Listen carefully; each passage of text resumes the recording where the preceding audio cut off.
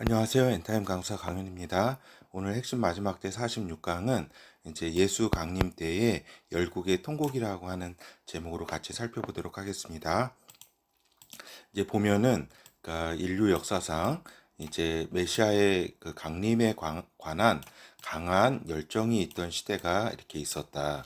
그렇게 크게 보면 이제 세 번이라고 할 수가 있겠습니다. 한 번은 이제 다니엘서를 통해 가지고 이제 예언된 그 작은 풀 있잖아요. 그렇죠. 그래서 BC 2세기경에 이제 안티오쿠스 4세 에피파네스 시대, 그러니까 이제 BC 2세기형 셀루쿠스 왕조의 지배를 받던 시기죠. 그죠? 그때 이제 저 마카비 그 봉기도 일어났었고, 그 다음에 여기 이제 그 빛의 아들들이라 그래서 하시딤 원 하시딤도 이렇게 일어났다라고 하는 겁니다. 그래서 이 다니엘서가 이제 강한 이제 영향을 끼쳤다고 볼 수가 있겠습니다. 그 다니엘서가 세밀하게 예언이 성취되면서 이제 이 당시에는 이제 곧 이때가 이제 적그리스도의 때라고 이제 거의 확신을 했었다. 그리고 이제 메시아에 대한 열망이 강했다라고 하는 거죠. 그래서 이제 이제 하시딤이 이제 어떤 사람들이냐면 그 저기잖아요. 이제 거룩하게 구별된 이제 사람들이라고 해가지고 그 이제 17세기에 이제 동유럽에서도 이제 하시딤 운동이 일어나는데 이제 거기에 이제 비해서 어떤 하시딤 운동이라고 할 수가 있겠죠. 이 하시딤 운동으로 말미암아서 이제 바리새파도 형성이 이어지고 또 이제 SNF파도 이렇게 이어지고 또 분류가 되고 또 젤롯이라고 하는 열심당도 여기서부터 이렇게 되는 거죠. 그렇기 때문에 이 시절의 하시딤들은 상당히 중요하다라고 하는 겁니다. 그렇죠. 이런 부분들에 대해서 우리가 잠깐 살펴봤고, 그 다음에 이제 초대교회 시절에 그때도 이제 상당히 이제 저기죠. 그, 그 예수 그리스도께서 곧 이제 강림하실 것으로 굉장히 많이 봤습니다. 그래서 사도 바울이라든가 이제 많은 사도들이 또 성도들이 이제 진짜 곧 이제 오실 것이다. 이렇게 했던 이제 강한 주 예수 그리스도의 강림을 이제 소망을 했었죠. 그렇죠. 그리고 이제 지금 현재 이제 이스라엘이 건국이 되면서 지금 이제 예수 그리스도에 대한 메시아에 대한 강한 이제 열정이 지금 새로 이제 이렇게 있게 되는 거죠. 그러니까 요거 진짜 마지막 때라고 할 수가 있겠죠, 지금. 그래서 이전에도 지금의 못지않게 초대교회 시절이라든가 또 이렇게 BC 2세기경에 이러한 그 이스라엘에서 이런 강한 그 강림에 대한 열망이 있었다. 그런데 어때요? 첫 번째로 이 부분은 저기잖아요. 그 예수 그리스도도 아직 오지 않고 진짜 적그리스도도 이렇게 아닌 그러한 이제 한 중동 지역에서 이스라엘과 그 중동 지역에서의 그러한 이제 사건이었다. 그렇기 때문에 전 세계를 이렇게 다 포괄하는 것은 아니었다. 그리고 이제 초대교회 시대도 복음이 다 이제 온 땅에 다 퍼지고 해야 되는데 그것이 충족이 되지 않은 거죠. 그래서 이거 진짜의 어떤 메시아의 강림은 있을 수가 없는 거죠. 근데 이제 지금 현재는 어때요? 다 온 땅에 이제 거의 이제 복음이 다 전파되어 가고 있고 또 이스라엘이 다시 건국되어 돌아오는 현상들을 볼 때 주님의 강림이 멀지 않았다라고 하는 것을 우리가 알 수 있겠습니다. 근데 보면은 예수 그리스도의 강림에 있어서 이제 사람들은 이제 그러한 사건을 맞이할 때 통곡하게 된다라고 하는 겁니다. 그러니까 강림의 사건이 주는 충격이 매우 이제 크다라고 할 것이죠. 그래서 이제 땅의 모든 족속이 통곡을 하게 된다라고 하는 거죠. 그만큼 이제 예수의 강림을 믿건 또 믿지 않건 이러한 이제 통곡 속에 사로잡히게 된다라고 하는 거죠. 예측했건 예측하지 않았건 그렇죠. 요한계시록 1장 7절 볼지어다 구름을 타고 오시리라 각인의 눈이 그를 보겠고 그를 찌른 자들도 볼 터이요 땅에 있는 모든 족속이 그를 인하여 애곡하리니 그러하리라. 아멘. 그렇죠. 그러니까 예수 그리스도의 강림은 이렇게 비밀로 이렇게 강림하시고 이런 상황이 아니라는 겁니다. 그러니까 각인의 눈이, 그러니까 모든 사람의 눈이 그가 이제 구름을 타고 강림하는 것을 보게 될 것이다라고 하는 겁니다. 그렇죠. 그래서 모든 족속이, 세상의 모든 족속이 이 사건을 통해서 통곡하리라고 하는 것입니다. 그렇죠. 이 부분은 이제 이스라엘 족속도 이제 통곡하게 될 것이 이 스가랴서 12장에 기록이 되어 있습니다. 12장 10절에서 14절. 내가 다윗의 집과 예루살렘 거민에게 은총과 강구하는 심령을 부어주리니 그들이 찌른 바 그를 바라보고 그를 위하여 애통하기를 독자를 위하여 애통하듯 하며 그를 위하여 통곡하기를 장자를 위하여 통곡하듯 하리로다. 그날에 예루살렘에 큰 애통이 있으리니 무기또 골짜기 하다 드림 문에 있던 애통과 같을 것이라. 온 땅 각 족속이 따로 애통하되 다윗의 족속이 따로 하고 그 아내들이 따로 하며 나단의 족속이 따로 하고 그 아내들이 따로 하며 레이의 족속이 따로 하고 그 아내들이 따로 하며 시므이 족속이 따로 하고 그 아내들이 따로 하며 모든 남은 족속도 각각 따로 하고 아내들이 따로 하리라. 그렇죠. 이렇게 그 각각의 족속들이 다 이렇게 그 남녀가 좀 유별해서 이렇게 구분이 돼서 이렇게 그 주를 이렇게 맞이하게 된다라고 하는 겁니다. 그래서 그의 이제 통치하심의 앞에 이제 서게 된다. 그때에 통곡하게 된다라고 하는 거죠. 그래서 그 찌른 바, 그죠? 예수 그리스도를 의미하는 거죠. 그래서 이렇게 보면은 우리가 이러한 이제 지파들이 지금은 사실 찾기 어렵잖아요. 그죠? 구분되기, 레위 지파 이렇게 나오지만은. 근데 어떻게 보면 또 그 맨 주님께서 오실 때에는 또 이제 각각의 지파, 자기가 어디에 속한 지파인지 알게 되는 이러한 상황 가운데 있다라고 하는 겁니다. 그러니까 우리가 이제 단편적인 예로 사도 바울도 자신이 베냐민 지파라는 것을 알았고, 그죠? 그리고 그 예수 그리스도께서 이제 그 성전에 할례 받으러 갔을 때 그때 이제 그 에셀 지파에 속한 안나가 이제 저기 그 예언하는 장면이 나와요. 선지자. 그 지파 안나에 대해서 에셀 지파라고 이렇게 기록이 되어 있고 또 이렇게 여러 곳에서 이러한 이제 지파에 대한 이제 그 어떤 지식들은 계속 이어진 바 되었죠. 그렇죠. 그게 이제 어떤 방식으로 이렇게 딱 이렇게 구분이 완전히 돼서 드러나게 될지는 좀 이제 확실히는 이제 모르는데 확실히 이렇게 구분돼서 그때 주님 앞에 서게 된다는 것은 확실한 거죠. 레위 지파, 시므온 지파, 뭐 나단, 뭐 여러 족속들이 따로 하게 된다. 그래서 그리고 이제 메시아 나라 이제 주님께서 강림하신 다음에는 이제 메시아 나라에 들어갈 사람이 선별이 된다라고 하는 겁니다. 심판 때에는 여러 청직이 그 주님의 종에 대한 그 심판도 있지만 또 이제 가장 중요한 것은 결국에 메시아 나라에 들어갈 이제 사람들에 대한 선별이 있게 된다. 마지막 때까지 주님의 강림 때까지 살아남은 사람들, 그 사람들에 대한 판단이죠. 선별이죠. 그렇게 볼 때에 이제 물론 이제 첫째 부활한 성도들은 당연히 메시아 나라에 들어가죠. 그죠?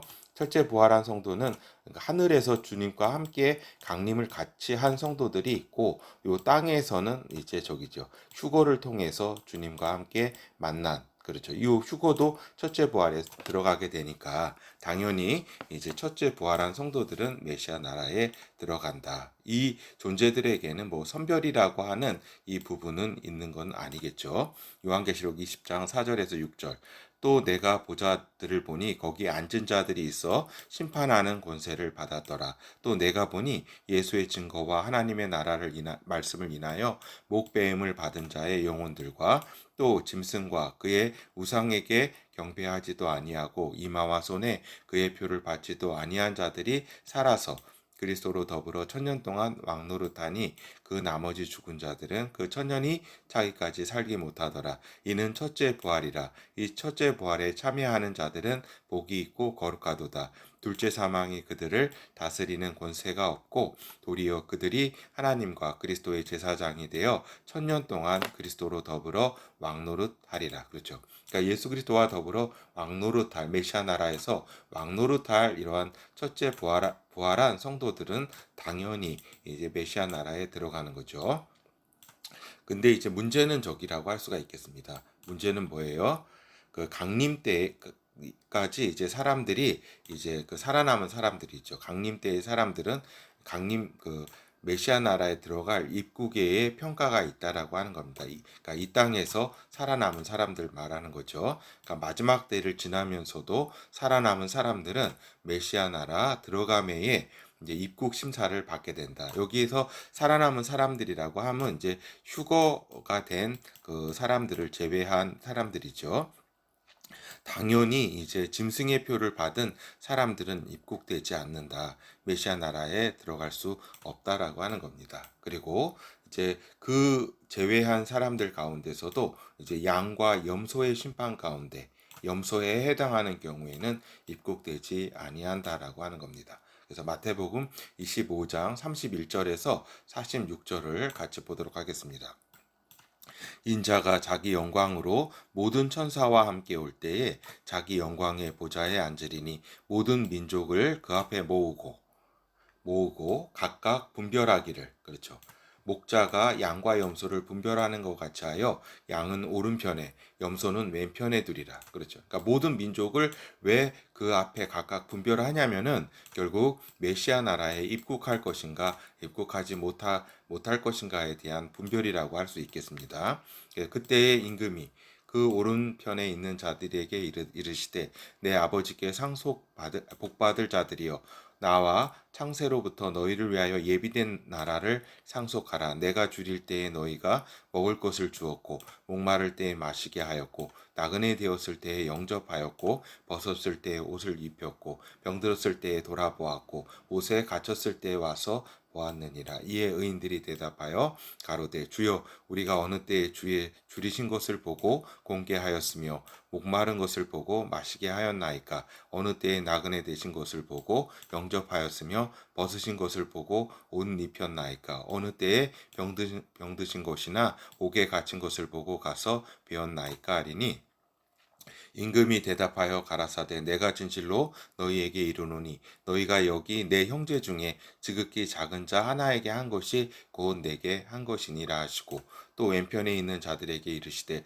저주를 받은 자들아 나를 떠나 마귀와 그 사자들을 위하여 예비된 영영한 불에 들어가라. 내가 줄일 때에 너희가 먹을 것을 주지 아니하였고 목마를 때에 마시게 하지 아니하였고 나그네 되었을 때에 영접하지 아니하였고 벗었을 때에 옷 입히지 아니하였고 병들었을 때에 옷에 갇혔을 때에 돌아보지 아니하였느니라 하시니 저희도 대답하여 가로되 주여 우리가 어느 때에 주의 줄이신 것이나 목마른 것이나 나그네 된 것이나 벗으신 것이나 병드신 것이나 옥에 갇히신 것을 보고 공양치 아니하더이까. 이에 임금이 대답하여 가라사대 내가 진실로 너희에게 이르노니 이 지극히 작은 자 하나에게 하지 아니한 것이 곧 내게 하지 아니한 것이니라 하시니라. 저희는 영벌에 의인들은 영생에 들어가리라 하시니라. 그렇죠.